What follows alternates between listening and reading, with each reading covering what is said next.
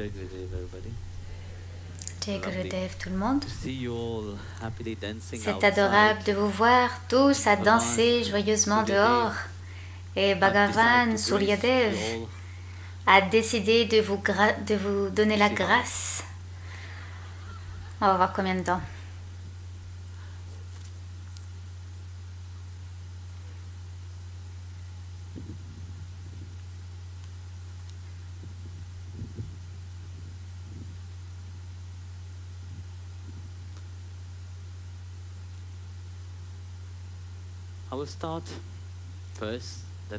Je vais commencer d'abord et ensuite je demanderai à Parvatiji de continuer.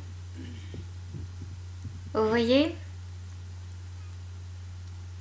vous tous dévots, vous savez très bien que l'importance que la vie a dans notre vie. Mais très souvent,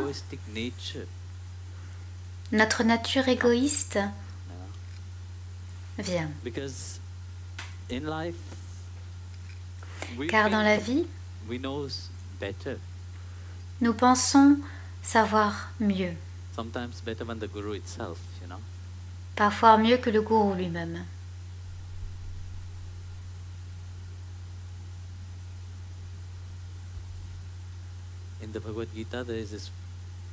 Dans la Bhagavad Gita, il y a ce mot, Visheshena Bodha, qui signifie avoir un doctorat en stupidité. Vous voyez, lorsque votre ego est tellement grand, vous êtes diplômé dans votre stupidité. Et lorsque vous êtes diplômé avec cette stupidité, vous pensez que vous faites tout. Vous pensez que je, moi et mon, c'est la seule chose qui existe. Très souvent, on voit les gens qui sont des gens éduqués. Ils oublient que tout fonctionne par rapport à notre ancien karma. Rien de ce qui se passe maintenant est de cette vie elle-même. Non, à cause de vos bons punyas, à cause de votre relation avec Bhagavan, il vous le rappelle à nouveau de cette relation. Mais très souvent, nous restons égoïstes. Il y a ce jeu égoïste qui reste tellement grand, même si on est sur le chemin spirituel et même si on a pris refuge et on dit oui, j'ai pris refuge. Ah, vous voyez, il est parti. Pourtant, on est tellement fiers de soi-même. On vient vers le gourou. On pense que Guruji doit nous dire ce que nous voulons entendre. Et alors, c'est bien. Il y avait un homme qui était autour, qui était à chercher son Guru Maharaj à travers le monde. Et enfin, il trouve son Guru Maharaj et il est très content et son ami lui demande: comment as-tu trouvé ton Guru Maharaj? Eh bien, je lui ai posé des questions et Guru Maharaj m'a bien répondu. Et m'a dit ce que je voulais entendre. Mais c'est la bêtise de notre mental. Nous pensons que ce que nous avons dans le mental, Guru Maharaj doit agir de cette façon. Mais le Guru n'est pas là pour remplir nos souhaits stupides. Il est ici pour nous purifier, pour vous brûler. Mais est-ce que vous êtes prêts pour cela? Non, pas vraiment.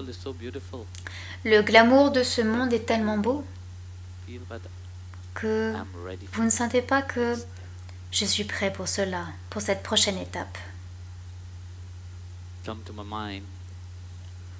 Cela me vient à l'esprit une belle histoire de Pipaji Maharaj. Pipaji Maharaj, il est un roi de Kashi.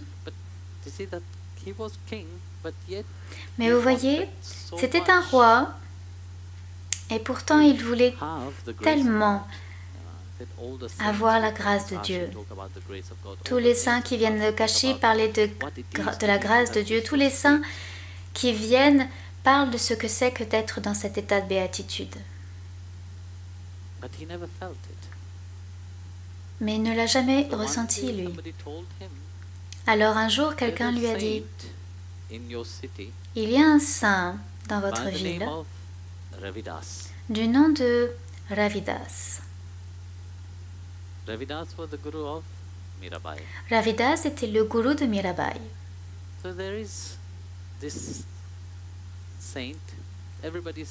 Il y a ce saint et tout le monde dit que il est plein d'amour pour Krishna.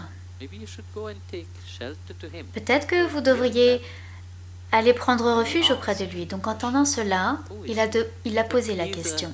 Qui est-il? Il a répondu, c'est un cordonnier qui travaille avec le cuir. Et il fait des chaussures. Et il se posait la question, comment moi, un tel grand roi, pourrais aller?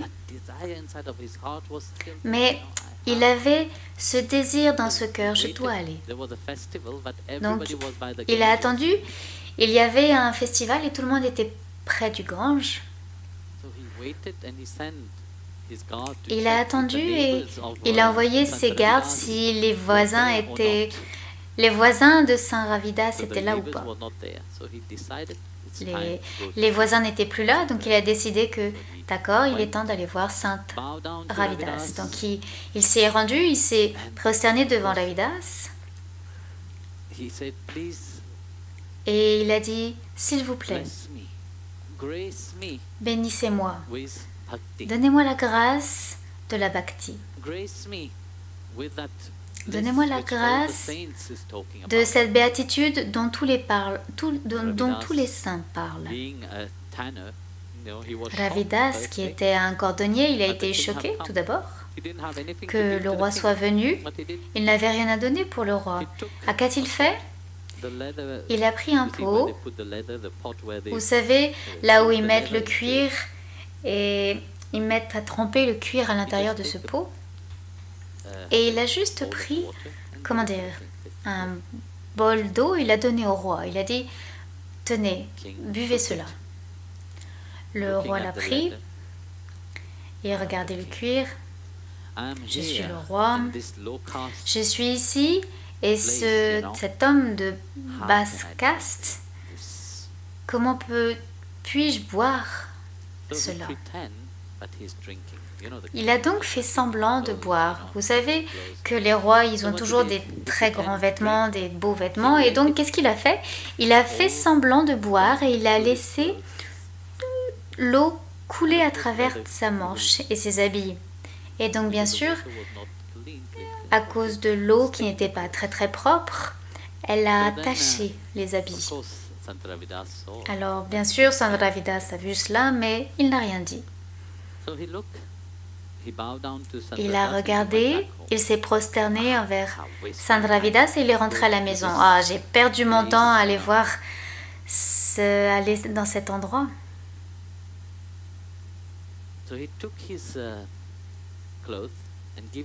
Il a donc enlevé ses vêtements et il a donné au ministre pour qu'il les lave. Va laver ses vêtements.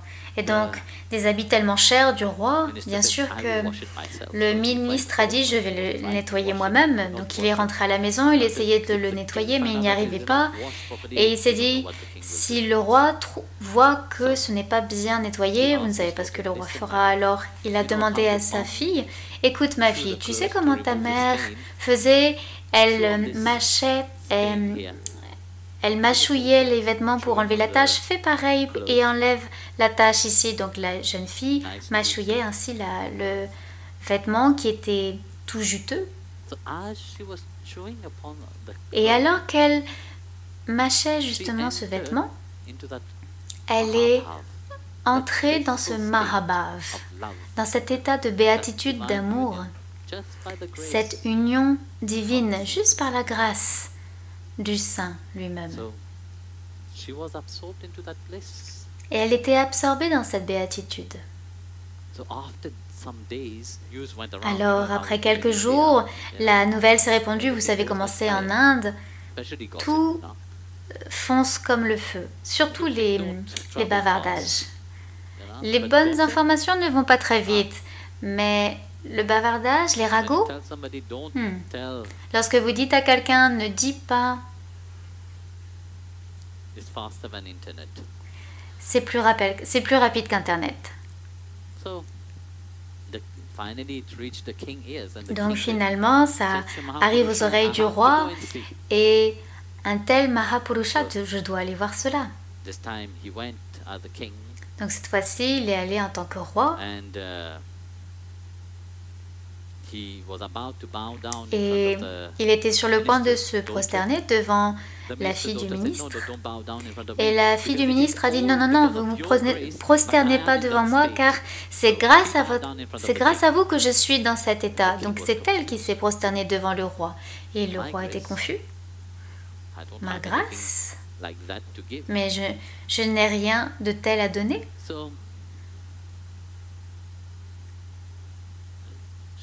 Donc, elle a dit, oui, c'est par votre grâce. Souvenez-vous, cet habit que vous avez envoyé. Et il y avait une tache dessus. Et mon père me l'a donné pour que je la mâchouille, que je la mâche. Et plus je mâchais ce vêtement, et plus cet état s'éveillait en moi.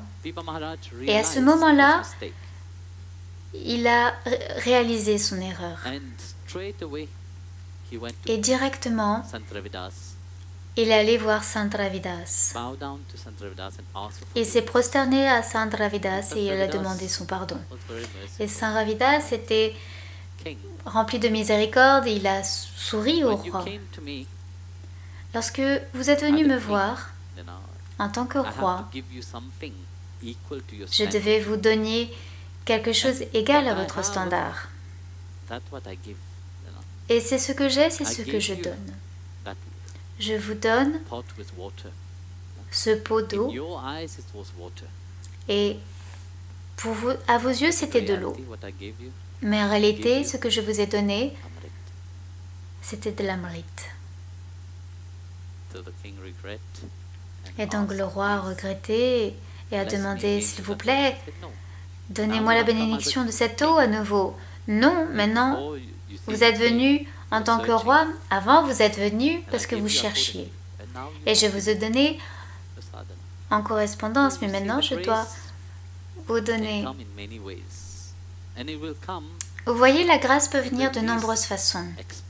Et ça viendra de la façon la moins qu'on attend le moins. Car dans votre mental, vous pensez que la grâce viendra de la façon dont vous l'attendez. Mais Dieu ne vous donnera pas la grâce de cette façon. Moins vous de quelle façon elle viendra? À quel moment elle viendra? Seulement lui le sait. D'un point de vue de dévot, vous devez juste être prêt. Soyez prêt. Et je vais demander Parvati Mataji. Elle a une longue histoire dans les lignées du Guru. S'il vous plaît, partagez avec eux. Jai Guru. J'ai une tâche très difficile, comme vous voyez. Il m'a donné toute la bonne nourriture, toutes les douceurs, et il m'a donné tellement d'amour, et ensuite il m'a mis en feu pour parler. Je pense que vous avez tous cette forme d'expérience avec lui. Pour continuer avec ce qu'il a dit, le Guru est un grand feu. Même si on ne le rencontre pas de façon personnelle, il garde une relation proche avec vous. Il travaille toujours pour votre bien-être. Il est toujours à travailler pour brûler votre karma qui vous attache, qui vous empêche de réaliser le divin. Et c'était une si belle histoire du Saint Ravidas. Et pour continuer cette histoire, on a une histoire en Baul qui est assez similaire. À Baul, à Mathukuri, Mathukuri c'est mendier, donc on vit sur l'aumône. Et chaque matin, on sort avec Harinam et on chante devant les maisons et les gens donnent. Et la tradition, c'est qu'on ne doit pas accumuler. D'aller chaque jour seulement recevoir ce qu'on a besoin pour cette journée. Et si on a trop, on distribue. Mais on n'accumule jamais. Akashavriti, ça s'appelle. Vivre avec l'abondance du ciel. Et donc vous sentez toujours sa grâce. Et il y avait un bol ainsi.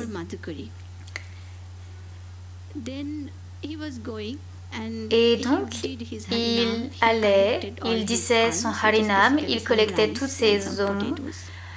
C'était surtout du riz et des pommes de terre. Et à son retour, il a vu qu'un chariot venait, s'approchait. Et alors il a regardé, je n'ai jamais vu un tel chariot auparavant. C'est un chariot doré. Et qui vient? Et donc, mais c'est Krishna qui vient, Krishna qui est sur un chariot. Et son cœur était rempli, il s'est dit, oh mon Dieu, c'est Shri Krishna lui-même qui vient. Et donc, il s'est mis de côté sur la route et tout le monde s'est rassemblé pour rencontrer Shri Krishna. Et il a attendu le chariot se rapprocher, plus proche, un peu plus proche. Et ensuite, il s'est arrêté devant lui. Et il a regardé. Et ensuite, il a vu Krishna lui-même qui descendait et qui venait vers lui. Et il s'est dit, mon Dieu, il vient du chariot, il vient sur la rue. Il a pensé que peut-être il voulait passer à côté, il voulait aller quelque part à côté. Donc, il s'est bougé un petit peu plus. Et il a vu qu'il venait vers lui. Il était surpris et il a oublié toutes les prières. Que faire? Parce qu'il était tellement émerveillé de sa présence. Et donc Krishna est venu, il a mis ses mains devant son jola, son Bhiksha jola, c'est ce qu'il demande. Et il a dit, donnez-moi quelque chose de ce que vous avez reçu aujourd'hui. Et il était déçu. Il a dit quoi? Chez Krishna, le Seigneur lui-même, toute la richesse lui appartient. Qu'est-ce qu'il veut d'un mendiant comme moi? Et donc il s'est dit, ça doit être ces trucs, non? Et donc il a pris un grain de riz et a dit, il veut jouer avec moi? Ok, je vais jouer avec lui également. Et il le lui a donné. Et il est parti. Il était un petit peu perdu. Le Seigneur qui a tout et demande quelque chose à un mendiant. Et donc il est rentré et ensuite il a versé son matokori, ce qu'il avait reçu, au sol. Et ensuite il a vu quelque chose qui brillait là. Et donc il a nettoyé le riz et il a vu un grain de riz qui a été transformé en or. Et ensuite il a dit, pourquoi est-ce que je n'ai pas tout donné à lui? Je pense que c'est ce qu'est notre situation à chaque instant. Tous les petits tests que nous avons traversés nous sont retournés en or. Et quand on peut brûler cet ego, ce dont il parlait, on est douché de la grâce. Mais si on garde tout le riz pour nous-mêmes, hein, pourquoi est-ce que je devrais donner? C'est à moi. Qu'est-ce qui est à moi? Si je pouvais tout donner, j'ai tout alors. De vivre dans l'abondance du ciel, c'est un fakir. C'est un... ce n'est pas quelque chose que tout le monde peut vivre. Donc, ne pas juger le divin avec nos petites idées. Comme il a dit, il y a de nombreuses façons de la grâce et on ne sait jamais comment elle vient. Donc, Shaktu Shabdan, tous les sadhus sont alertes à chaque instant. On ne sait pas comment et quand est-ce qu'il va apparaître devant vous.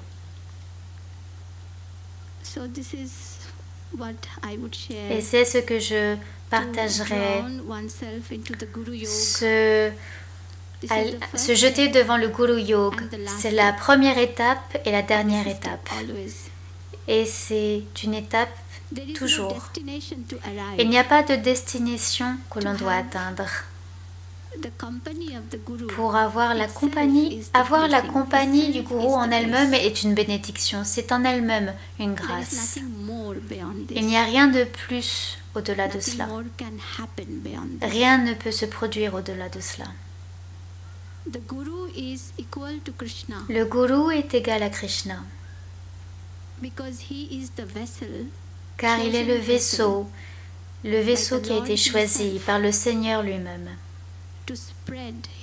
pour répandre son message, répandre sa compassion et sa grâce. Il a besoin d'un corps humain, car comme il a dit, nous sommes un petit peu lents avec notre cerveau, et donc on ne peut pas reconnaître jusqu'à ce que quelqu'un vienne et nous parle sous forme humaine, sous un corps humain. Et c'est ce qu'est le Gourou. Si vous vous prosternez devant le Gourou, vous ne devenez pas petit. Vous reconnaissez le divin dans l'humain, sous la forme humaine. Et c'est là où le dévot devient plus grand que le Seigneur. Même le Seigneur est lié à l'amour du dévot, car vous élevez votre conscience. Lorsque vous pouvez vous prosterner devant un humain, devant un corps humain, devant une incarnation humaine du divin. Je ressens tellement de grâce à être ici. J'ai passé 3 jours avec Swami Vishwanandaji et je ne sais pas pourquoi, mais je sens que je le connais depuis un très long moment.